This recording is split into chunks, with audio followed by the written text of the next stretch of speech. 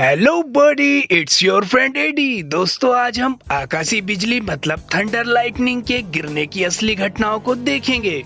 दोस्तों, प्रकृति जब रुष्ट होती है तो कई बार वह भयानक रूप ले लेती है, जिससे जान माल का खतरा बढ़ जाता है। तो आज हम जानेंगे बिजली क्यों गिरती है और वह कितनी भयानक हो सकती है। तो दोस्तों, पहले बिजली गिरने के कारणों को जान लेते हैं। आकाशीय बिजली भी एक प्रकार की इलेक्ट्रिसिटी है जो कई छोटे आवेशित कणों से बनी होती है। कुछ पार्टिकल नेगेटिव चार्ज्ड होते हैं तो कुछ पार्टिकल्स पॉजिटिव चार्ज्ड होते हैं। ये दोनों प्रकार के कण वैसे ही मिलने की कोशिश करते हैं जैसे चुंबक के नॉर्थ और साउथ पोल्स। तो आम समय में ये पार्टिकल्स बैलेंस्ड अवस्था में ही रहते हैं, पर जब तेज हवाएं चलती है तो इनका बैलेंस बिगड़ जाता है और ये पार्टिकल्स बादल के अंदर ही एक दूसरे से सेपरेट हो जाते हैं। अधिकतर पार्टिकल्स बादल के अंदर ही चार्ज हो जाते हैं, लेकिन कभी-कभी नेगेटिव चार्ज पार्टिकल बादलों के नीचे भी आ जाते हैं, जिसे साइंटिफिक भाषा में स्टेप्ड लीडर भी कहा जाता है। और इससे दूसरी तरफ ग्राउंड से पॉजिटिव चार्ज पार्टिकल ऊपर नेगेटिव चार्ज पार्टिकल से मिलने पहुंचते हैं और धरती पर बिजली गिर जाती है, जो हमें प्रकाश व साउंड के रूप में मिलती है। दोस्तों, धरती से ऊपर उठने वाले पॉजिटिव पार्टिकल्स अधिकतर ऊंची वस्तुओं से ही निकलते हैं। दोस्तों, अब हम बिजली गिरने की असली घटनाओं को देखेंगे और इसकी सीवरिटी को भी समझेंगे।